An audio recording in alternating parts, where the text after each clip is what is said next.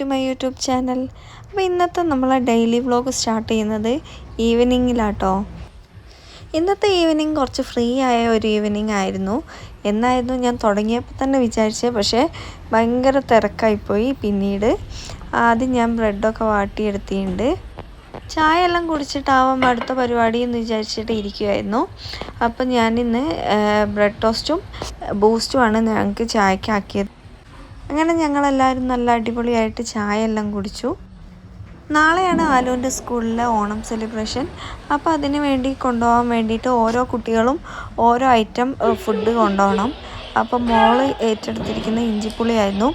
ഞാൻ അതും കൂടി പ്രിപ്പയർ ചെയ്ത് വെക്കണം ഇന്ന്. ചായ കുടിയൊക്കെ കഴിഞ്ഞപ്പോഴത്തേന് മോൾ എണീച്ചിട്ടുണ്ട്. അങ്ങനെ ഇവർ രണ്ടുപേരും കളിക്കാൻ ഏൽപ്പിച്ചിട്ട് ഞാൻ എൻ്റെ പ്രിപ്പറേഷനിലേക്ക് കടന്നു കേട്ടോ. ആദ്യം ഞാൻ ഇഞ്ചി എടുത്തിട്ടുണ്ട്. ഒരു 400-500 ഗ്രാമിൻ്റെ അടുത്തുണ്ട്.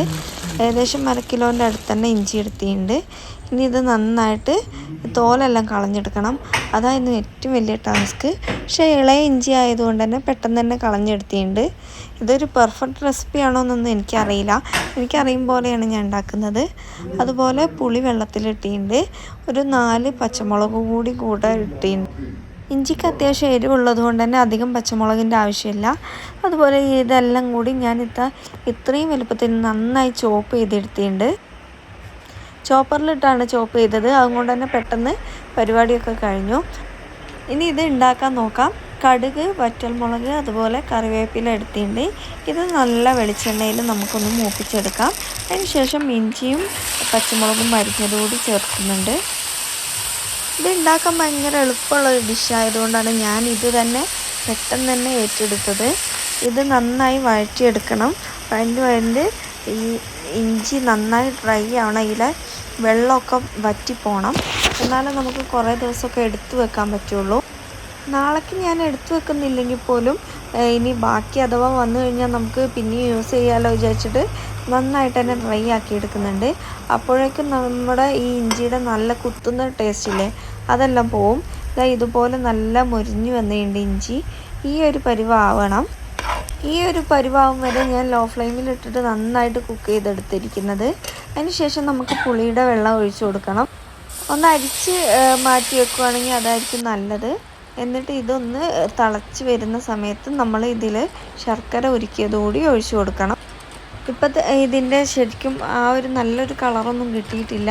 ഇനി ഈ ശർക്കരയും അതുപോലെ ഈ പുളിയുടെ വെള്ളം കൂടി നന്നായി വറ്റണം. എന്നാലേ നമ്മുടെ ആ കറക്റ്റുള്ള ആ ഒരു ടെക്സ്ചറിലേക്ക് എത്തുള്ളൂ. ഇത് രണ്ടും ഒന്ന് തിളച്ച് വരുമ്പോൾ ഞാൻ ഇതിലേക്ക് പൊടികൾ കൂടി ഇട്ട് കൊടുക്കുന്നുണ്ട്. ആവശ്യത്തിനുള്ള ഉപ്പ്, മഞ്ഞൾപ്പൊടി, മുളക് പൊടി എന്നിവയാണ് ഇടുന്നത്. ഒരുപാട് മുളക് പൊടിയൊന്നും ഇടേണ്ട ആവശ്യമില്ല. അതുപോലെ ഇതിലേക്ക് നമ്മൾ കായം കൂടി ആഡ് ചെയ്യണം. കുറച്ച് കായം. പക്ഷേ എൻ്റെ അടുത്ത് കായം ഉണ്ടായിരുന്നില്ല.